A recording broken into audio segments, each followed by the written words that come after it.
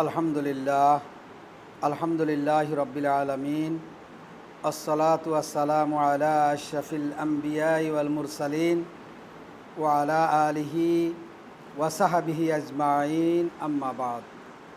আসসালামু আলাইকুম ওয়া রাহমাতুল্লাহি ওয়া বারাকাতুহু। সম্মানিত ভাইরা আমার, আমি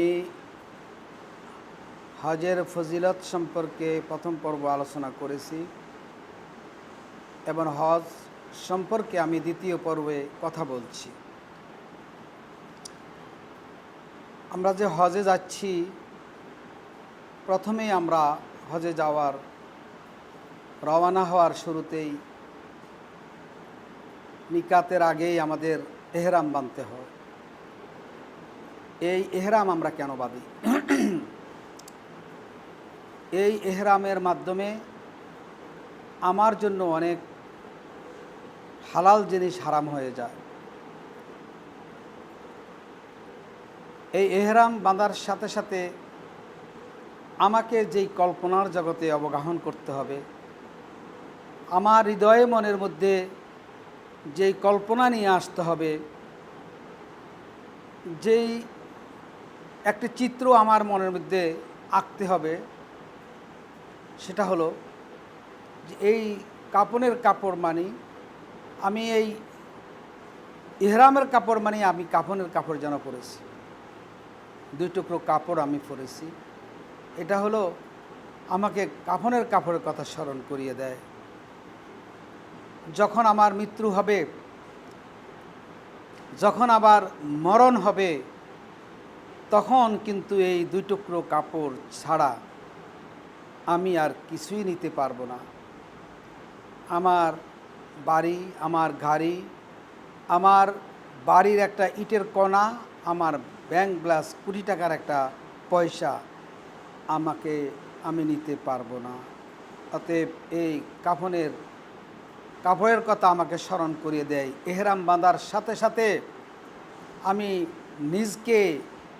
নিজের মধ্যে এমন একটা অনুভূতি সৃষ্টি করব, সেই অনুভূতিটা হলো যে পরকালে চলে যাওয়ার অনুভূতি এবং কাফনের কাপড় পরার অনুভূতি আমার মনের মধ্যে যদি নিয়ে আসতে পারি এবং পরকালে যাওয়ার এই মানসিকতা যদি আমি লালন করতে পারি, তাহলে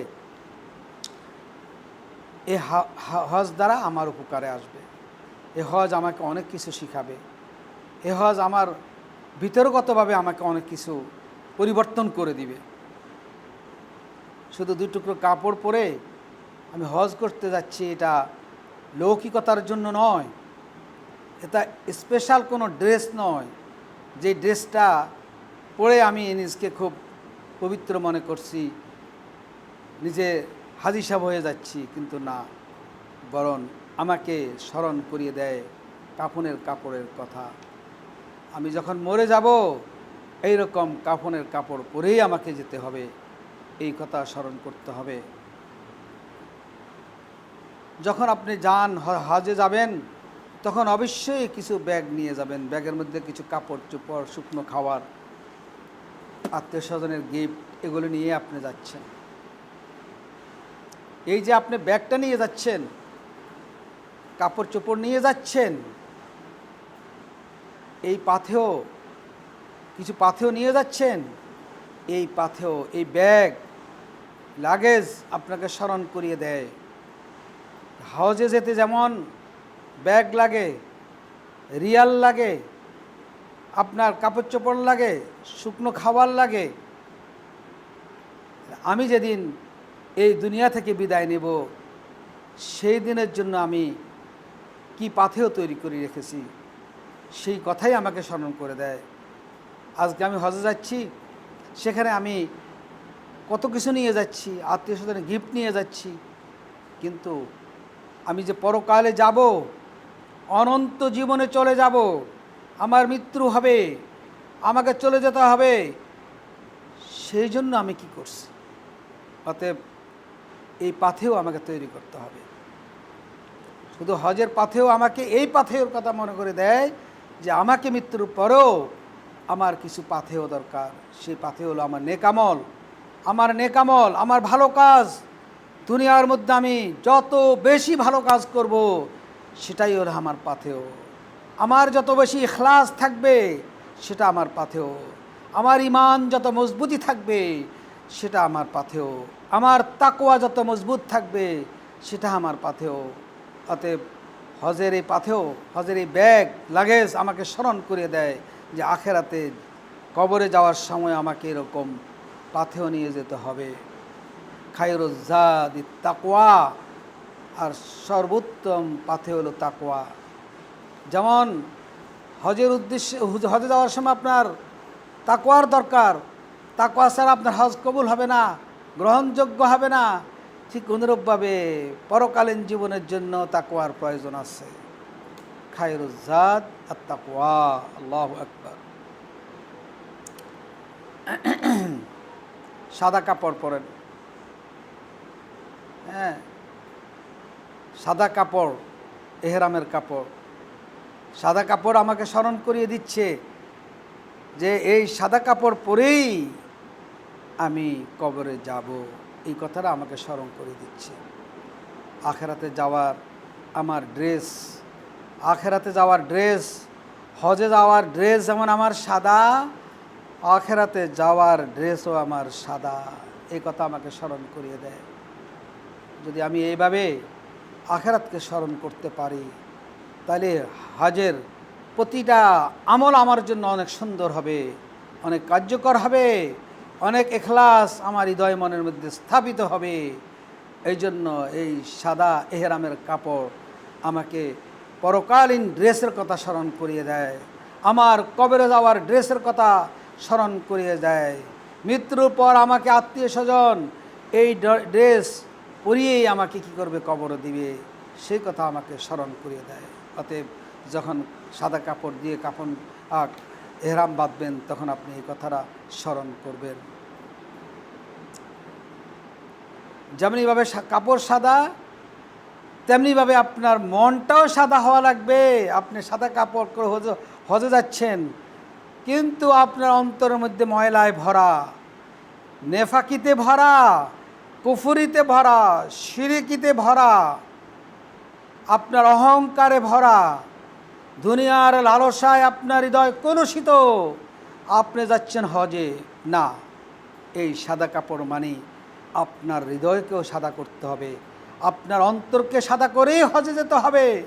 অন্তর থেকে দুনিয়ার লোভ, লালসা, মুনাফিকি, নেফাকি, কুফরি, শিরকি, বেদাতি সব ফেলে দিয়ে যেই তাওহীদের স্থানে আপনি যাচ্ছেন সেখানে আপনি সব জেরে ফেলে দিতে হবে।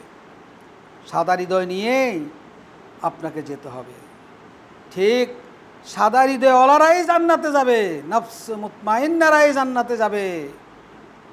নফসে মুতমাইন্নারা যেমন জান্নাতে যাবে, ঠিক আপনি হজে যাচ্ছেন, নফসে মুতমাইন নিয়ে আপনি হজে যাবেন। আপনার অন্তরের কলুষিত যে দিকগুলো আছে সব ছেড়ে দিন, যে আমি হজ করে এসে আর এই সমস্ত খারাপ কাজ করব না, হজ করে আসে মুনাফিকি করব না, হজ করে এসে ইসলামের বিরুদ্ধে কথা বলবো না, হজ করে এসে ইসলাম প্রতিষ্ঠার বিরুদ্ধে কথা বলবো না, হজ করে এসে কোরআনের আয়াতের বিরুদ্ধে কথা বলবো না, হজ করে এসে মুহাম্মদ রাসূলুল্লাহ সাল্লাল্লাহু আলাইহি সাল্লামের কোনো বিধিবিধানকে কটাক্ষ করব না, হজ করে এসে আমি কারোর ক্ষতি করব না, আমি হজ করে এসে কারোর সাথে আমি ধান্দাবাজি করব না, প্রতারণা করব না, কারোর হক মেরে খাবো না। এই মানসিকতা তৈরি করতে হবে। সাদা কাপড় মানে আপনার হৃদয়কেও আপনি সাদা করবেন। আপনি আখেরাতে যাইতেও আপনার সাদা মন লাগবে, আখেরাতে আপনি মুক্তি পেতে হলে সাদা কাপড় সাদা মন লাগবে, পরিচ্ছন্ন হৃদয় লাগবে। ঠিক আপনি হজে যাচ্ছেন সাদা কাপড় পরে, আপনি পরিচ্ছন্ন হৃদয় নিয়ে আপনি হজে যাবেন। হজ করে এসে আপনি এই হাজি সাহেব সাইজা আপনি মানুষের ক্ষেতের আইল কাটবেন, আপনি মানুষের জমি জবরদখল খাবেন, আপনি আরেকজনের ইন্ডাস্ট্রি জোর করে নিয়ে নেবেন, ব্যাংকের টাকা লুট করবেন, ঋণ খেলাপি হবেন। আপনি এই বাটপারি করে আপনি হজ করতে যাচ্ছেন, আপনার হজ আল্লাহর কাছে কতটুকু কবুল হবে? এবং এই হজ দিয়ে আপনি জান্নাত পাবেন।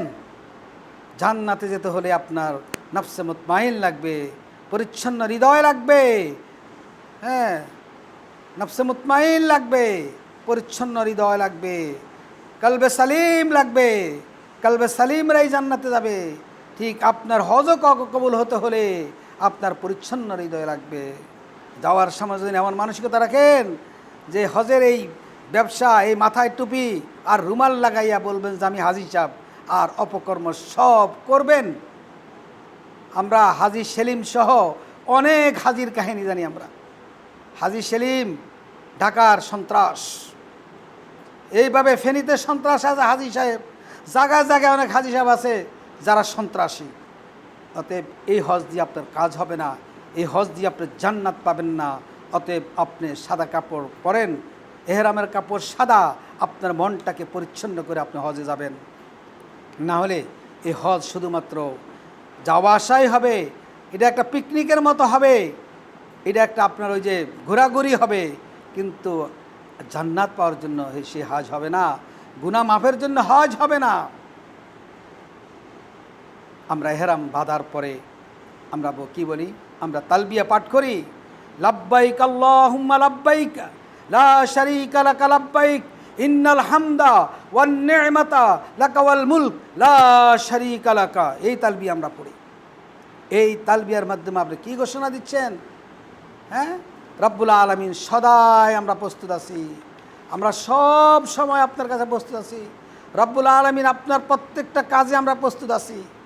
আপনি যখন যেই নির্দেশনা দিবেন, যেই নির্দেশ দিবেন, কোরআনে যত নির্দেশনা আছে আপনার সব জায়গায় আমি হাজির, সব জায়গায় আমি উপস্থিত, আমি মেনে চলবো। লাব্বাইকা, আমি উপস্থিত মানে কি? আপনি আল্লাহর কাছে উপস্থিত মানে আল্লাহর বিধানকে আপনি মেনে চলবেন, এই জন্য আপনি বলছেন আল্লাহর কাছে উপস্থিত। আল্লাহুম্মা লাব্বাইকা লাব্বাইকা লা শারীকা লাকা। রব্বুল আলামিন আমরা উপস্থিত, আমি হাজির, আমি শিরক করি না, আপনার কোনো শরিক নেই, আমি শিরক করি না, আমি শিরকের কাছেও যাই না। হ্যাঁ, লা শারীকা লাকা লাব্বাইক, আপনার কোনো শরিক নেই। অথচ আমরা কত রকম শিরিক করি, আবার হজও করি।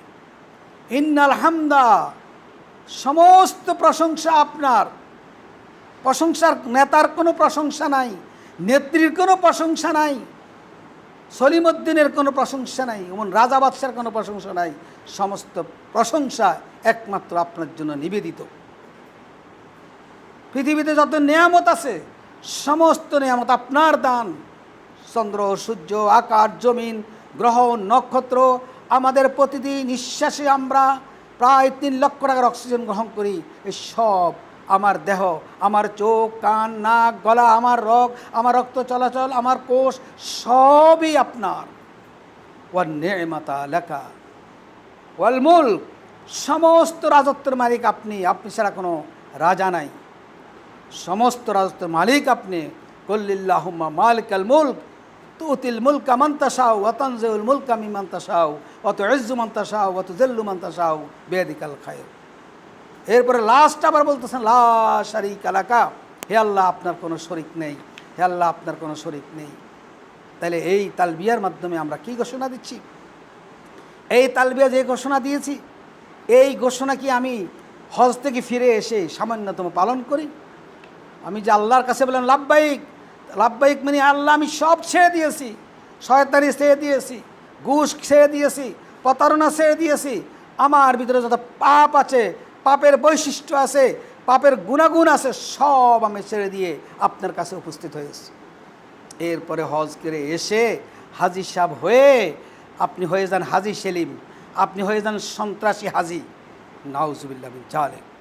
অতএব এই লাব্বাইকা, এই তালবিয়ার মাধ্যমে আপনি এই ঘোষণাকে কাজে লাগাবেন। এই ঘোষণা আপনি দিচ্ছেন। আল্লাহ রাব্বুল আলামিন আমাদের এই হজের অবস্থায় আল্লাহ রাব্বুল আলামিন কী করেছেন? এহরাম অবস্থা আল্লাহ রাব্বুল আলামিন বৈধ জিনিসকে আল্লাহ নিষেধ করে দিয়েছে। যেমন রমজান মাসের রোজায় আমাদের বৈধ খাওয়া, সেটাও আল্লাহ হারাম করে দিয়েছে। আল্লাহ রাব্বুল আলামিন বলেন ওয়াইজ জাআলনাল বাইতা মাসাবাতাল লিন্নাস ওয়া আমনান। আল্লাহ রাব্বুল আলামিন বলেন যে এই ঘরকে, এই কাবাকে আমি বানাইছি একটা সম্মেলনের জায়গা। এটার মধ্যে শুধু বাংলাদেশিরা যাবে না, এখানে শুধু সৌদি আরবের লোক থাকবে না, এখানে থাকবে সারা বিশ্বের সকল মুসলমানের অধিরাজ সমান হলো এই কাবা শরীফ। অতএব সবাই এই সম্মেলনে আসবে যাদের সক্ষমতা আছে। এবং এই জায়গাটা হলো, এই কাবা শরীফের এই স্থানটা হলো নিরাপত্তার জায়গা। এই নিরাপত্তা শুধু দুনিয়ার কোনো বিপদ মুসিবত থেকে নিরাপত্তা নয়, শুধুমাত্র দুনিয়া তো আছেই, বরং তাওহীদ, আপনি শিরিক বেদাত সকল কিছু থেকে আপনি যদি এখানে আসেন এটা আপনি নিরাপদ থাকবেন। অর্থাৎ এই একত্ববাদের এই জায়গা হলো এই কাবাতা, এই কাবা শরীফা। আল্লাহ রাব্বুল আলামিন এই জন্য বলেছেন যে এই হজ করার পরে, এই কাবাতে আসার পরে তুমি আর কোনোভাবেই তোমার ইমানের সাথে বাতিলকে মিশ্রিত করতে পারবা না। ওয়াল্লাযীনা আমানু ওয়ালাম ইয়ালবাসু ঈমানিহিম বিযুলমিন উলাইকা লাহুমুল আমনু হুম মুহতাদুন। আল্লাহু আকবার। যে যারা ইমানের সাথে শিরককে মিশ্রিত করলো না, হজে আসলেন, হজ করলেন, এই তাওহীদের জায়গায় আসলেন, এখানে ইমানকে এমনভাবে বুঝতে হবে যে কোনো শিরিক চলবে না, আল্লাহর সাথে কোনো শিরিক করা চলবে না, মাজার পূজা চলবে না, বাবার দরবারে গিয়ে সন্তান চাওয়া হবে না, বাবার দরবারে গিয়ে নিজের রিজিক চাওয়া হবে না, একমাত্র আল্লাহর কাছেই যেতে হবে। এই জন্য আল্লাহ বলেছেন যারা ঈমান এনেছে এবং ঈমানের সাথে কি করে নাই, ওয়ালাম ইয়ালবাসু ঈমানহুম, কোনো জুলুমকে মিশ্রিত করে নাই, জুলুম মিশ্রিত মানে শিরিক করে নাই, উলাইকা লাহুমুল আমান, তাদের জন্য আল্লাহর পক্ষ থেকে নিরাপত্তা। যদি আপনি শিরিক না করেন তাহলে আপনার নিরাপত্তা দিবে কে? মহান রব্বুল আলামিন। কারণ আপনি তাওহীদে একমাত্র আপনার নিরাপত্তার জায়গা। আপনি তাওহীদে আসলে আপনাকে আর শয়তান ধোঁকা দিতে পারবে না। তাওহীদে আসলে শিরিক না করলে আপনার জান্নাতে কেউ ঠেকাইতে পারবে না ইনশাআল্লাহ। এই জন্য আল্লাহ বলেন হুম মুহতাদুন, এরাই হলো হেদায়েত প্রাপ্ত, পদস্বিত পদে তারা আছে। আল্লাহু আকবার। এই জন্য হজের এহরাম, এহরাম বাঁধার সাথে সাথে আমাদের জন্য অনেক হালাল জিনিস হারাম হয়ে যায়। ঠিক অনুরূপভাবে আমরা আমাদের অন্তর থেকে শিরিককে পরিপূর্ণ আমরা দূরীভূত করে দিব হজের মাধ্যমে। আমরা এই প্রত্যাশা আমাদের মনের মধ্যে রাখতে হবে। হজরে আসওয়াদকে স্পর্শ করি আমরা বা চুম্বন খাই, কিন্তু হযরত ওমর রাদিয়াল্লাহু তাআলা আনহু দেখেন ওনাদের ইমানের সাথে কোনো শিরিক মিশ্রিত নাই। জ্বলন্ত প্রমাণ হযরত ওমর রাদিয়াল্লাহু তাআলা আনহুর বাণী। ক্বালা ওমর রাদিয়াল্লাহু তাআলা আনহু ইন্নী আ'লামু আন্নাকা হাজার লা তাদুররু ওয়ালা তানফাউ ওয়ালাউলা ইন্নী রাআইতুন নবী সাল্লাল্লাহু আলাইহি ওয়াসাল্লাম ইউকাব্বিলুকা মা কাব্বালতুকা।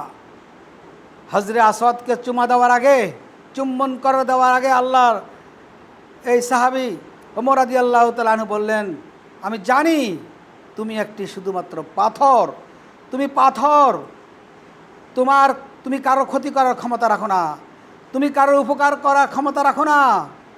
আমি যদি রাসূল সাল্লাল্লাহু আলাইহি সাল্লামকে আমি দেখেছি তোমাকে চুম্বন করতে, তাই আমি চুম্বন দিতেছি। যদি রাসূলকে আমি চুম্বন করতে না দেখতাম তাহলে আমি তোমাকে চুম্বন করতাম না। দেখছেন শিরিক থেকে কিভাবে তিনি মুক্ত হলেন।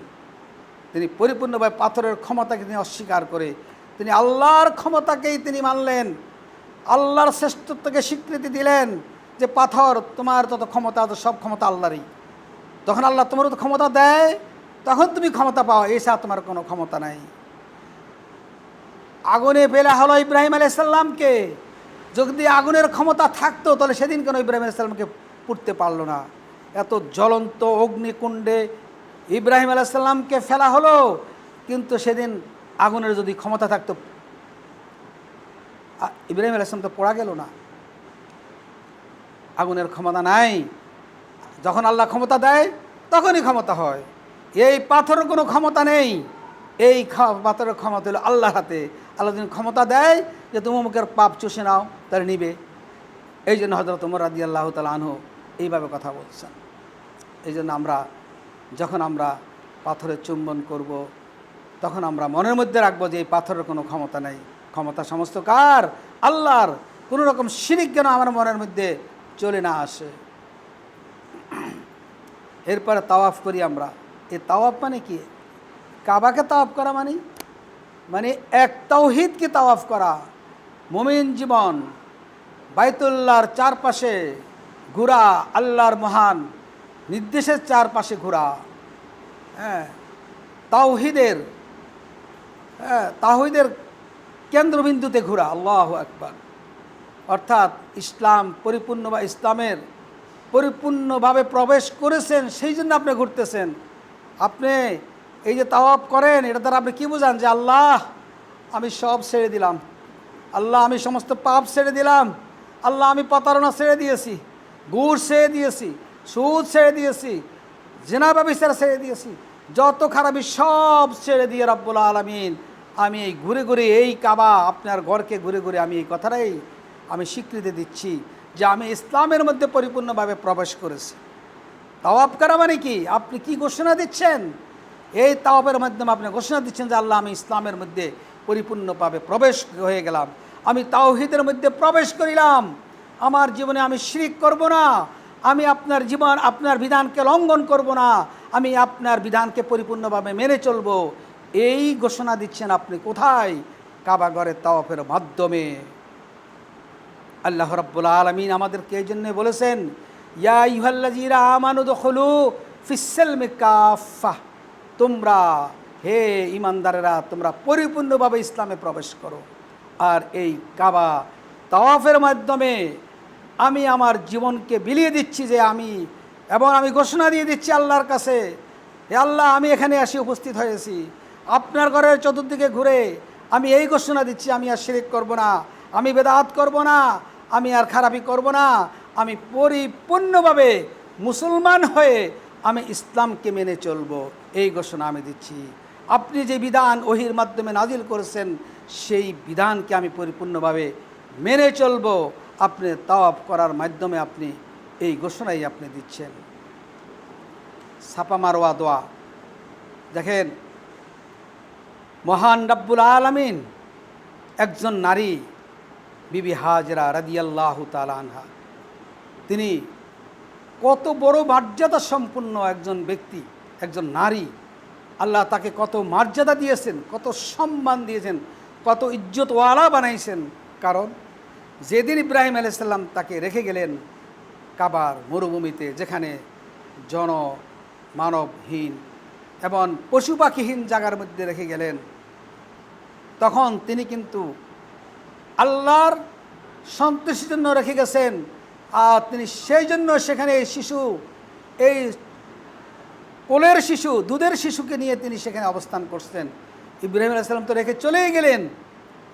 আল্লাহ রাব্বুল আলামিন তার এই ত্যাগকে আল্লাহ কবুল করলেন। এবং শিশু, ওই যে বললাম হৃদয়ে রক্তক্ষরণ হচ্ছে, শিশু যখন আপনার পাকে টান দিয়ে টান করে সে কাঁদতেছে, তখন একজন মায়ের হৃদয়ে কী পরিমাণ রক্তক্ষরণ হয়। তার পিপাসা মেটানোর জন্য তিনি 7 বার দৌড়লেন। এই দৌড়ার মাধ্যমে এই আজ পর্যন্ত কিয়ামত পর্যন্ত আল্লাহ রাব্বুল আলামিন এই বিধান ওয়াজিব করে রেখেছেন, যখনই কেউ ওমরা করবে, হজ করবে, সাফা মারওয়া কী করতে হবে?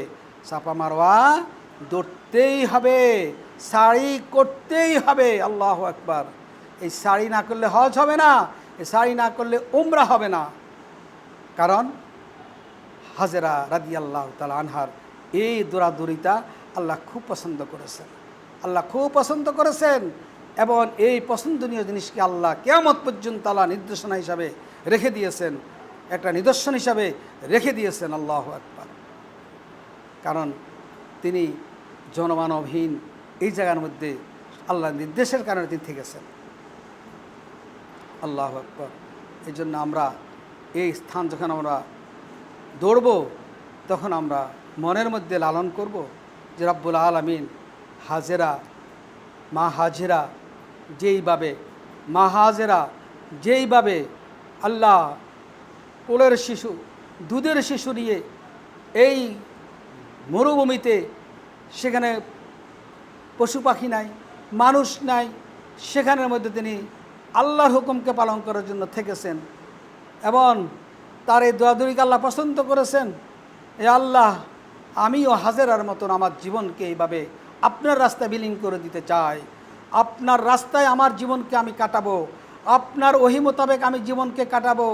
হাজেরা যদি মরুভূমির মধ্যে এইভাবে একটি দুধের শিশু নিয়ে থাকতে পারে, রব্বুল আলামিন আমিও আমার জীবনকে আপনার বিধানের জন্য কি করলাম, আমি সঁপে দিলাম আপনার হাতে, আপনার বিধানের কাছে আমি সঁপে দিলাম। আপনার বিধান মোতাবেক চলার কারণে, আপনার বিধানকে মানার কারণে হাজেরার যে মর্যাদা হয়েছে, যে মর্যাদাবান হয়েছেন, সেই হাজেরার মতো আমিও আপনার কাছে আমার জীবন, আমার সব কিছু আমি সঁপে দিব। কুল ইন্না সলাতি ওয়া নুসুকি ওয়া মাহইয়ায়া ওয়া মামাতি লিল্লাহি রাব্বিল আলামিন। আমার সব কিছু আল্লাহর জন্য সঁপে দিব। এই সিদ্ধান্ত আমাদেরকে দিতে হবে, এই কথাই আমাদেরকে স্মরণ করতে হবে যখন আমরা কি করব, আমরা যখন সাফা মারওয়া দৌড়ব, সাড়ি করব। উকুফুল আরফার মধ্যে সেই আমাদের কিয়ামতের কথা মনে আসবে যে আল্লাহ কিয়ামতের মাঠে এইভাবে পৃথিবীর সমস্ত মানুষগুলো একত্রিত হবে। কিয়ামতের কথা আমাদেরকে আল্লাহ স্মরণ করিয়ে দিয়েছেন এই আরাফার মাধ্যমে। অতএব আমরা কিয়ামতের কথা স্মরণ করতে হবে এবং 50,000 বছর দাঁড়িয়ে থাকতে হবে, সেই কথা স্মরণ করতে হবে আমাদের আরাফাতের ময়দানে। এবং আমাদের সেই যে কিয়ামতের দিনের জন্য প্রস্তুতি গ্রহণ করার জন্য আমাদেরকে সচেষ্ট হতে হবে। আমরা যত কিয়ামতে হাসরের ময়দানে আমরা যেন মহান রব্বুল আলামিনের দরবারে দাঁড়াবো, এরকম কোটি কোটি মানুষের সামনে আমরা দাঁড়াবো, তখন যেন আমরা ইজ্জতওয়ালা হয়ে দাঁড়াতে পারি, তখন যেন আমরা আল্লাহর কাছে সুন্দরভাবে দাঁড়াতে পারি এবং হাসরের ময়দানের যত রকম, কিয়ামতের ময়দানের যত রকম কষ্ট, সেই কষ্ট থেকে আমরা নাজাত পেতে পারি, আল্লাহর কাছে সুন্দর হয়ে দাঁড়াতে পারি। আরাফাতের ময়দানে আমাদেরকে এই কথাগুলো স্মরণ রাখতে হবে যে আজকে আমি এখানে দাঁড়িয়েছি, অনেক মানুষকে তো আমি চিনি না। এই যে আরাফাতের ময়দানে লক্ষাধিক মানুষ উপস্থিত হয়, লক্ষ লক্ষ মানুষ উপস্থিত হয়, আমি তো অনেককেই আমি চিনি না, আমার পাশের ব্যক্তিরাও আমি চিনি না। কোন দেশের মানুষ, কত দেশের মানুষ, চায়না, অস্ট্রেলিয়া, ইউরোপ, আমেরিকা, সারা বিশ্ব থেকে মুসলমানেরা আসে। ঠিক কিয়ামতের দিনে এইভাবে আপনিও কোটি কোটি মানুষের সাথে একটা দাঁড়াবেন। সেই দিন যেন আমি আল্লাহ বাঁচতে পারি, সেই দিন যেন আমি আপনার কাছে যথার্থভাবে দাঁড়াতে পারি এবং আমি যেন ইজ্জতের সাথে দাঁড়াতে পারি এবং আপনার কাছে আমি সহিভাবে জবাবদেহিতা করে যেন আমি সারতে পারি, সেইভাবে আমি দুনিয়াতে চলতে পারি, আপনার বিধান অনুযায়ী জীবন যাপন করতে পারি, সেই তৌফিক আপনি আল্লাহর কাছে কামনা করবেন। আসুন, আমি হজের কয়েকটা রকম নিয়ে একটু কথা বললাম। আল্লাহ রাব্বুল আলামিন আমাদেরকে এখান থেকে শিক্ষা গ্রহণ করার তৌফিক দান করুক। ওয়া আখিরু দাওয়ানা আলহামদুলিল্লাহ। ইনশাআল্লাহ তৃতীয় পর্ব আমরা আবার আলোচনা করব। আল্লাহ রাব্বুল আলামিন আমাদেরকে তৌফিক দান করুন। ওয়া আখিরু দাওয়ানা আলহামদুলিল্লাহ। আসসালামু আলাইকুম ওয়া রাহমাতুল্লাহ।